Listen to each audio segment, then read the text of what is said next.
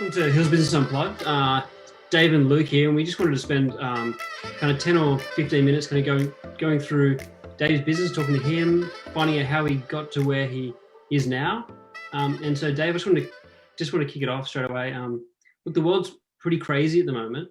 There's a lot going on. People are in lockdown. Businesses have changed. Your clients will be massively affected. I just want to ask, how are you going? How are you feeling through this in a business sense and in a personal sense? How are you going? Thanks, Luke. Thanks for having us also, and the opportunity to be here talking live with Yohu. Look, we're okay. You know, I think if you were to look at books and compare, 19 figures with 20 figures, there's definitely a difference and there's definitely a decrease. But we are in the business where really it is project to project for video, and we don't necessarily forecast, 12 months in advance because we're not really on retaining type projects. So we've picked up some new clients, thankfully, in the last month that I had not seen previously. So we may have actually been fortunate enough to possibly get some work out of this that we wouldn't have otherwise seen. We're not necessarily, making huge dollars on that, but it's definitely seeing us through. So we're all good, mate. Thanks for asking. That's great. That's great.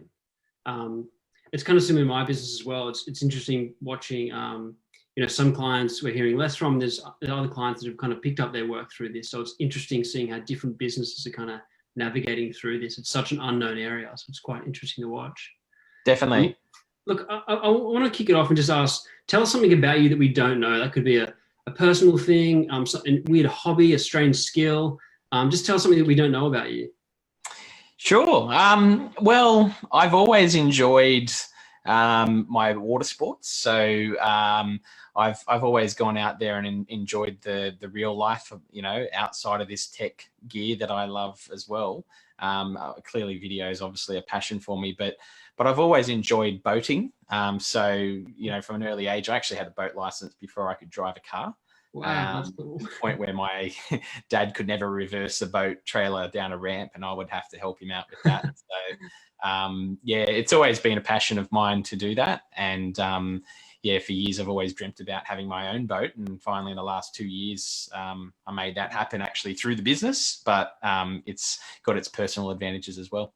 That's great. Do you find much time to get out on the water in between running a business? Yeah, well, and thankfully, because I managed to pull it in through the business, I was able to build things like a drone launch pad off the back of the boat and, unique little aspects like that allow me to capture content on the water.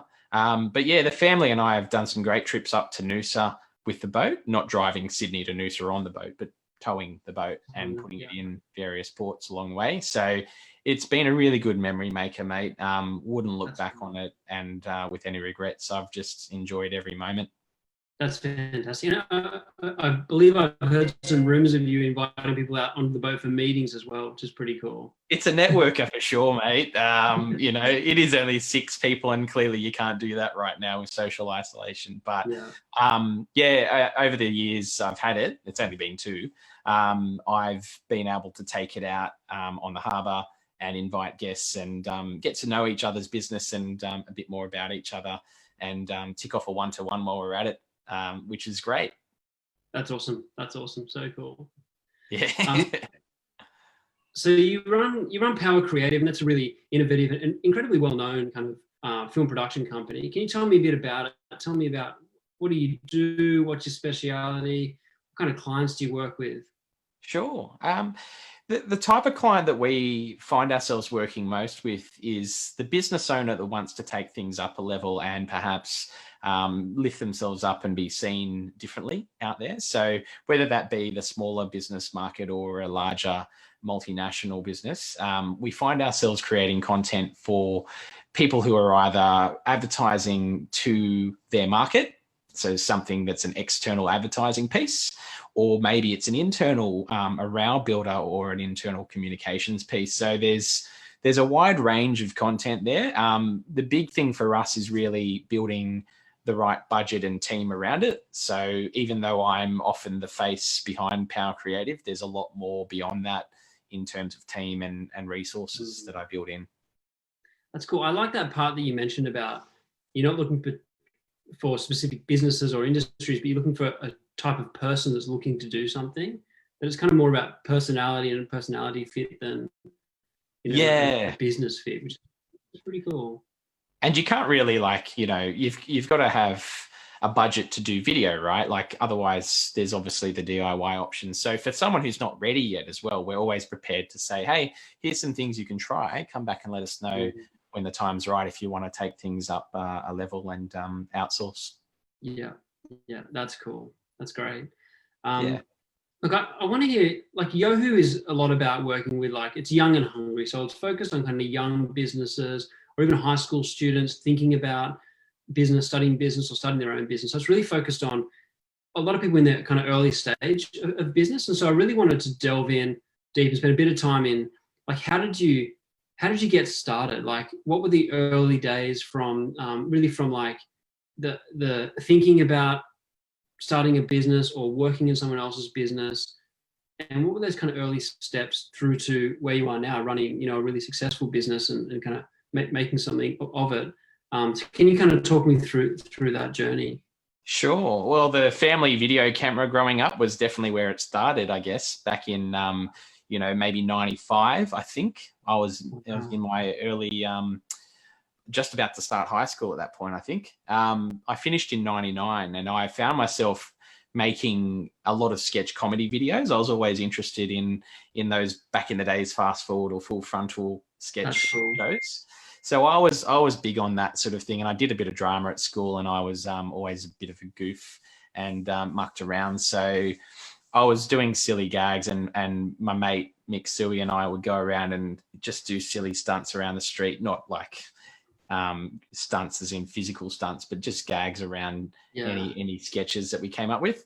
And I was using the very tape format of VHS, mini DV tapes or VHS-C tapes, and then doing manual editing without any software, without any computers, but understanding the fundamentals of tape to tape with maybe an audio mix in between and adding a soundtrack of a CD or something in there. It's cool because that's like well before like the YouTube era. Like a lot of guys in high school are doing that these days, but that's because there's a big culture of that, of creating TikTok and YouTube and Instagram videos. But it's cool that you're doing this way before that time.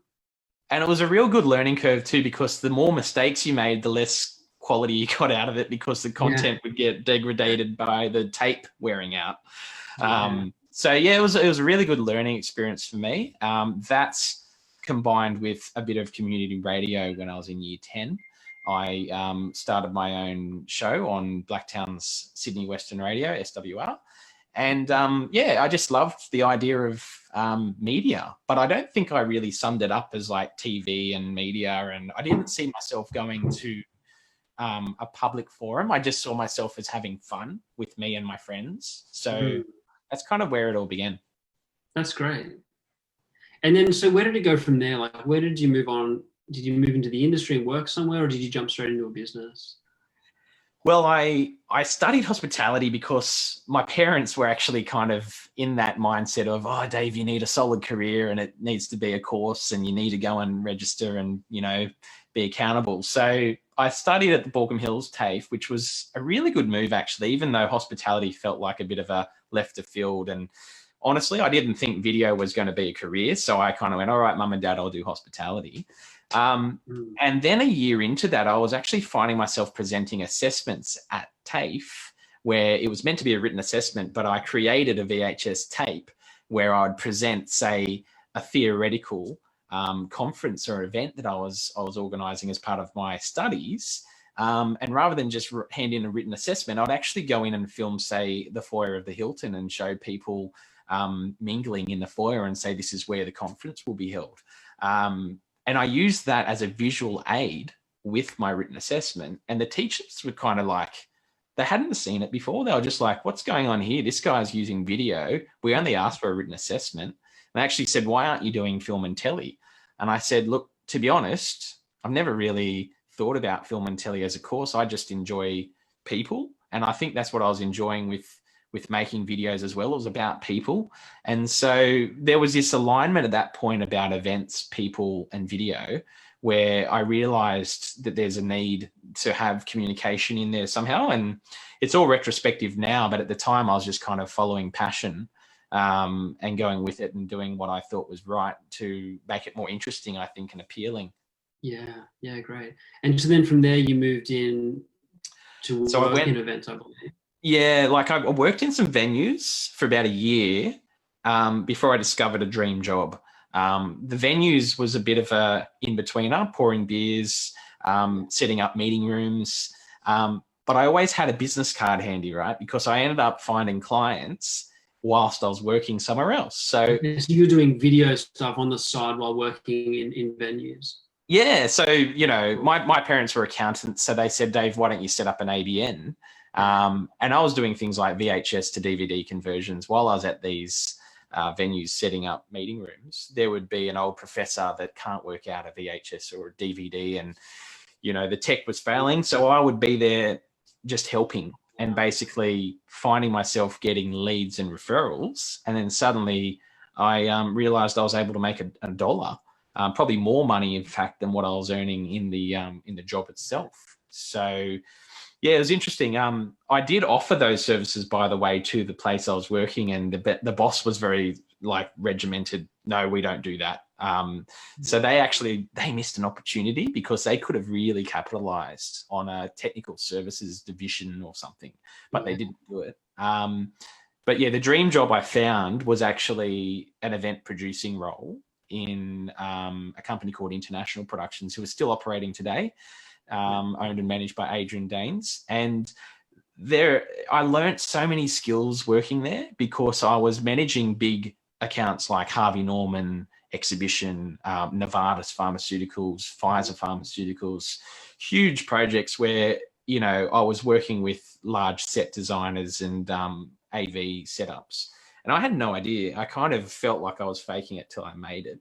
And really, I went from this, I make videos for fun, to, I'm making videos for some serious gigs, and learned heaps, you know. So in 7 years there, I really cut my teeth in the industry and earned some good dollars and really good reputation and met a lot of people in the industry. Yeah, wow. And so during that time, you were kind of, at some point, you were kind of doing this on the side, Power Creative on the side of it. Is that right? Yeah. So like the early ABN, when I was doing those little jobs, you know, the birthdays of VHS conversions, was Power Productions back then as an ABN. I was never a company structure early on. And I don't think I was even reporting GST back then. So I was not earning enough, you know, I was probably under the 50K threshold.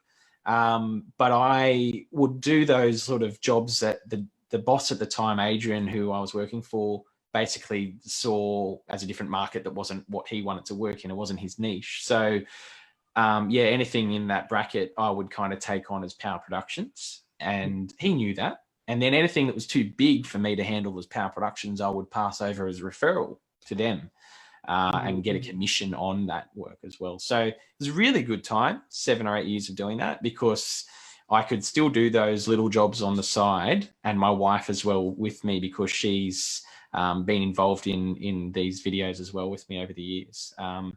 So she's actually helped me a lot with those family type projects, you know, the family montages and things like that. Yeah. And then when was the jump into full time? Like, at what point did you realize, like, now's, because this is a point that you hear from a lot of people, like they're doing something on the side, and you know, I went through this myself. Like, I'm doing something and I'm thinking it's a big call to like quit a full-time job and start full-time in your own. So how did you know to make that call, and when was that? It was kind of a bit of a collision of things going on in my life at that point. I knew that my business was something that I always wanted to run. I thought about the idea of bringing all of my IP into that company that I was working for, and I offered to actually merge my business with theirs formally and kind of have two divisions, one that was corporate events and one that was like family and wider scope video. That wasn't really of interest to them to take that on board. So I had to make a pretty serious decision about whether or not I would stay with the comfort zone of the full-time gig and the salary and the, you know, knowing what my month-to-month earnings would be, or take the jump. Now, at the same time as all that, I also had a massive loss. The massive loss was an income loss on a personal investment that went sour. And that investment was from some bad financial advice that we had at the time, to the tune of $180,000. So nothing to do with international productions, nothing to do with power productions, completely unrelated to video. It was me investing in agriculture.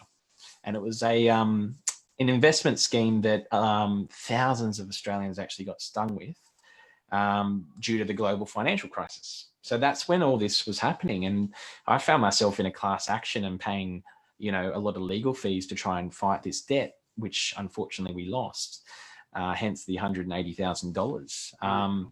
But, what I've learned from that is actually how we can be hit but still come back up, because a lot of people went into bankruptcy. A lot of people lost much more than $180,000. A lot of people lost marriages and family. And thankfully for me, I think with the strength of my marriage with my wife, Erin, I was able to get through that. She wasn't a materialistic sort of person and still isn't. So she didn't look at the dollars and go, oh, well, Dave's in so much debt, I'm out, gone. She was by my side the whole way. And it really helped me. And I think it encouraged me to kind of realize that I can put all that aside, even though it was difficult, and just kind of go, right, well, I need to do something about coming back from this. And that's when I think the business exploded in my mind. I was like, right, I really need to get out there and do something with this, because I felt like I was at a stalemate. I wasn't really going anywhere. I felt like there was a glass ceiling with the old job. And it's a shame that I had to, abandon that relationship with International Productions, because they were great mentors, but I had more to learn outside of their comfort zone, and I had to do it. So I did it. Yeah. It's interesting that it took something disastrous, really, like something disastrous, to then kind of kick you into gear to be like, I've got to step out and take this risk. And obviously it's kind of the most difficult time to start a business is when you start in debt. Like that's a tough. Yeah. And thankfully I didn't have to borrow money, right? And thankfully video is the sort of business that you can just get started on some basics, learn the ground up, and then build from there. And because over the years I had been doing some odd jobs along the side, it's not as if I was starting from scratch. I was kind of at a point where I was, you could say, in, I don't know, mid startup mode or something. You're at that point where you just need a few good clients, and then you might be able to leverage it. So it was really just a commitment for me that I realized I had to just focus and not do it as a sideline, and just give it 110%, basically. Yeah. Wow. And so you talked about kind of being in that mid startup phase and the kind of lower cost startup of video production. It can kind of start quite easily.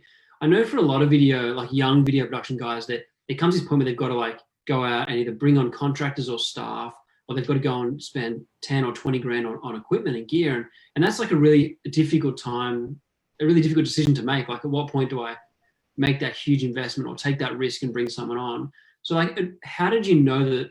Obviously you've done that since then, you've invested a lot of money in equipment and gear. How did you know that it was the right time to do that? And bit by bit, I guess. Yeah, and I guess I didn't do the whole, I need to build a big team and I need to, buy an office and I need to, I didn't go for the big commercial presence. I didn't want a shop front. Because it was born in a garage, not to steal Steve Jobs' story here, but because it was a homegrown product, I didn't feel like, by having a shiny office, I'm, I know that impression for some works, but for me, I was like, no, actually the content can be created anywhere. It's more about me earning some trust with people and getting out there and meeting people. And that's where the business grew, because of joining things like the chamber, the business chamber for the Hills, the Blacktown Business Chamber, meeting and listening and absorbing and just being a sponge, and not taking anyone for granted either, really giving back.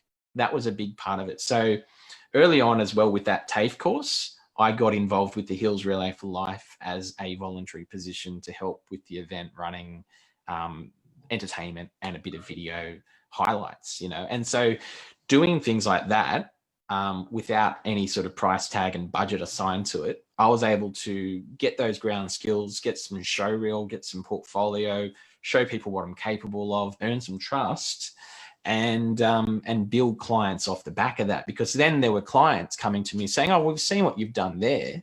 Can you possibly do something for us, for our business? Yeah, okay. Because you touched on this before, but you're a very prolific networker. Like, you're very well known in the Hills Chamber. You're very involved there, and I think you volunteer a lot of time there. You're also involved in the Blacktown Chamber. I know you're involved in BNI groups. So you're very good at networking, and you're quite well known. How have you found that worked for you, and what have you kind of enjoyed most about that, and where have the challenges been in that?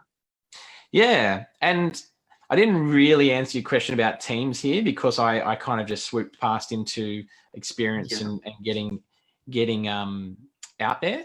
And the networking is huge, right? But if I just network and don't actually do any work, who's doing the work, right? So thankfully, I've met a lot of contractors and met a lot of freelancers, and consistently meet more of them to basically be my foundation.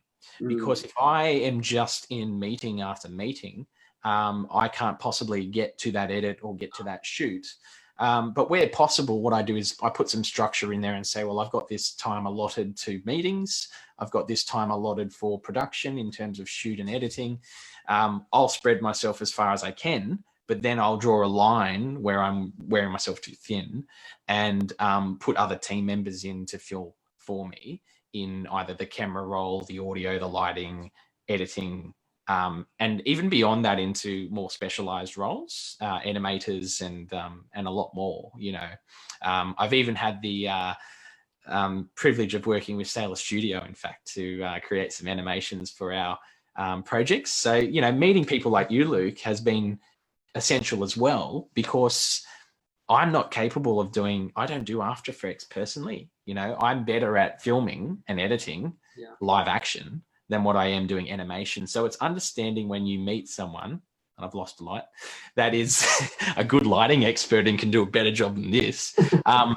But, you know, understanding that the skill set's there, they're a good animator or they're good at camera. I'm going to keep them in mind for this project. And so any of that networking that I do, I'm not selling Dave Power. I'm selling a team. I'm selling a product. But I happen to have the connections to make it happen. Yeah, you talked about it then. It's one of the interesting things about networking is you start networking to kind of try and get some work out of, but you end up meeting great friends. And you end up meeting people that you end up just doing work with. You kind of help build each other's businesses. You partner together, and that's one of the really exciting things about networking that I find as well. Yeah, I love it. And I think for me as well, I've learned over the years to kind of stay in my lane. So I know there's people out there that do stills and video, but personally, I just do video. I don't sell stills. Look, I'll get the occasional client that says, look, can't you just organize it?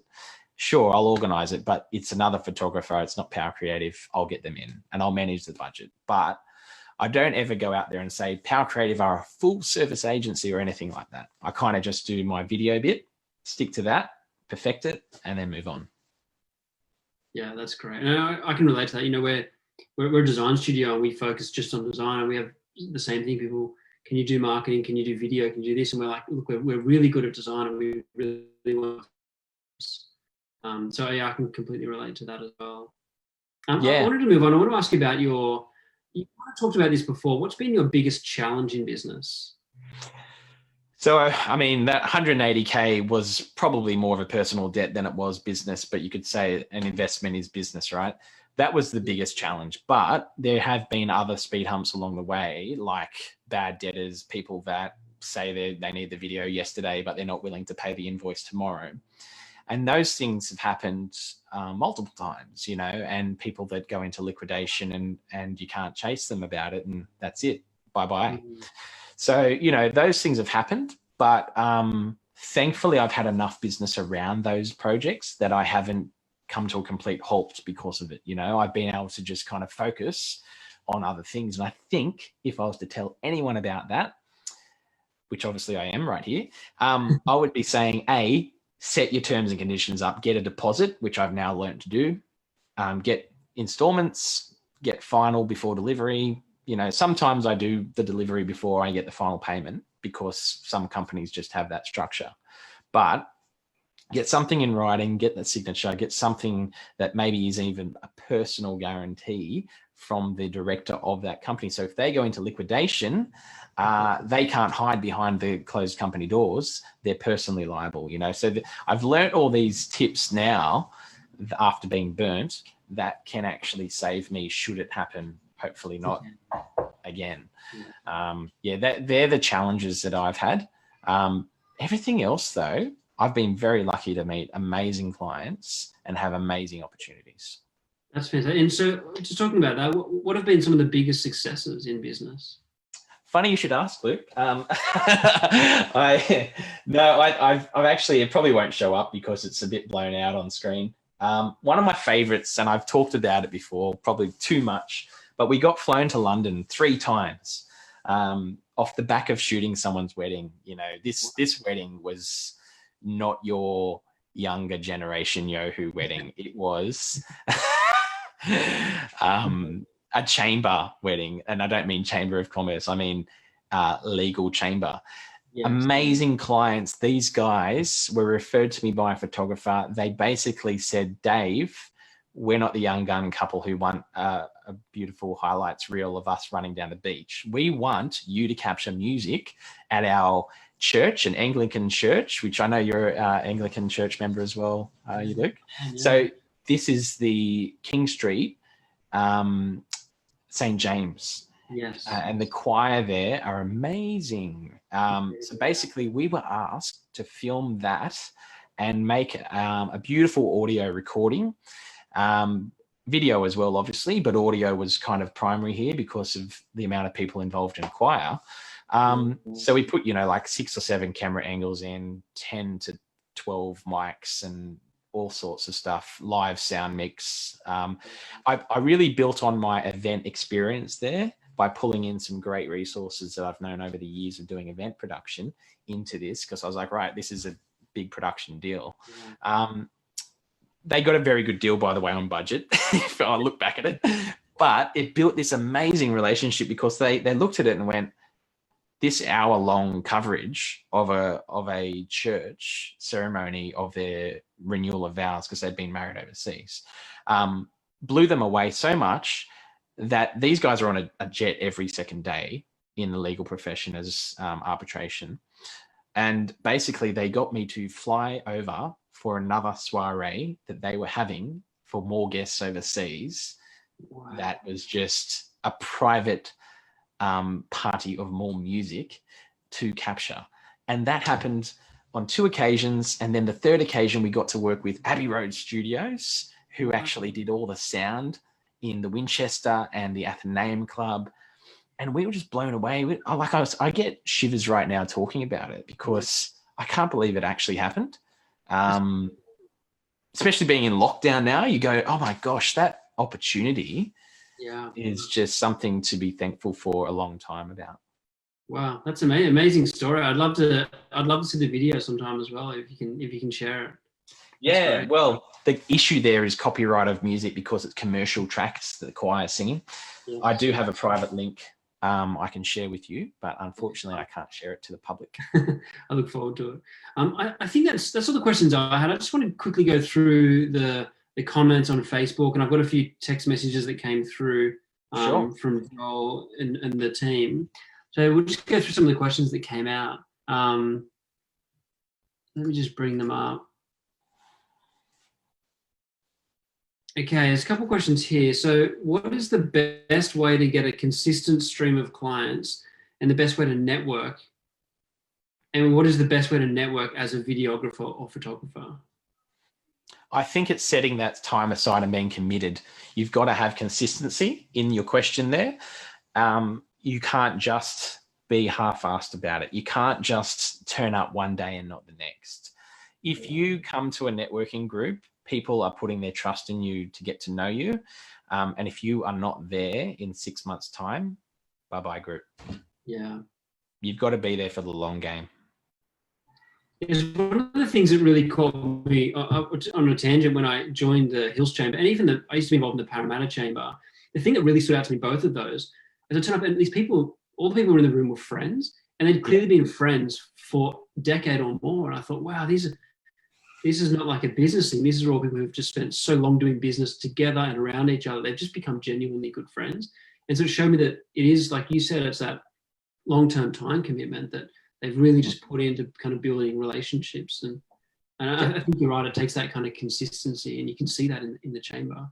And even though we're all hungry for business, don't be desperate for business, because if you are, your desperation will reek and you'll probably get screwed. And that's how those mistakes happen. When you're too desperate, someone will sense it. The wolf will come along. They'll take advantage. So don't be too desperate. Be proud and be confident in what your product is. Yeah, that's great. How do you focus when working from home during COVID-19? So thankfully for me, I do have a home-based office, but I've also got a little studio I did build, which takes me out of the house and means that I can get focused without screaming children. I'm really lucky. So I never went the commercial space option, as I mentioned before. I've always sticked with the residential idea because I didn't really want to spend money on rent, to be honest. So I've basically, 2 years ago, I set up a cabin that's around 20 square meters in size. It's enough to fit 2 or 3 staff in. Most of the time it is just me, but other times I'll let the editors sit in there while I go off to a job and do the filming. So lockdown actually hasn't affected me because of any commercial shutdown, because everything for me is residential. Yeah, perfect. What's your camera of choice? That's a good question. What's your camera of choice? Yeah, that's evolved over the years. So right now, this is on a Blackmagic with a 15mm Olympus lens. Well, it's technically an Osmo X5 lens. So I've adapted a lot of things over the years with things that I've spent money on and then evolved. Originally, I was shooting on Canon. Originally, I was shooting on Sony, more of your camcorder, Z1P, which was a very common camera at the time. But then when DSLR came about, I actually couldn't quite justify the money of a 5D. So I went and bought a 6D, a 70D, paired them up, and I was using those as A and B cam. And they were beautiful cameras, but along came Sony, the DSLR Sony, that is, went into the A7s, eventually out of the Sony A7s and into the Blackmagic with the Pocket series. I've never really been, even though I originally had the big Sony Handycam that was not quite shoulder, but big, I've never been a big fan of the big body ever since the Canon DSLRs, because it's like, why carry all that weight if you don't need to? Yeah. And so do you stick with the cameras you own, or do you hire or lease gear for different projects? Yeah, so that's a good point. I don't necessarily have to own the gear. I am quite happy to leave my gear aside if the project requires a different output, and if it requires, 8K output or some crazy spec. Or if the DOP or the team that I've contracted in just aren't comfortable with my gear. I'm not going to enforce my gear on anyone. I'll be comfortable with what the team want and what we all spec for the creative. Okay, great. That's good. Yeah. Another good question here. What programs do you use to edit the videos? Yeah, so this might put a few people off, because I know there's a lot of Adobe campers out there. I'm actually a Final Cut Pro guy, FCPX. A lot of people jumped ship after FCP7 and went over to Adobe or Avid or Edius and all these others. But I actually went to Final Cut X because one of my brilliant contractors, Oscar Partridge, actually put me onto it and said, Dave, the background rendering on this is amazing. You won't have to stop editing and wait for it to finish a render ever again, So yeah, it's got really, I love the engineering of it. A lot of people don't like the magnetic timeline. Now we're talking real geek talk.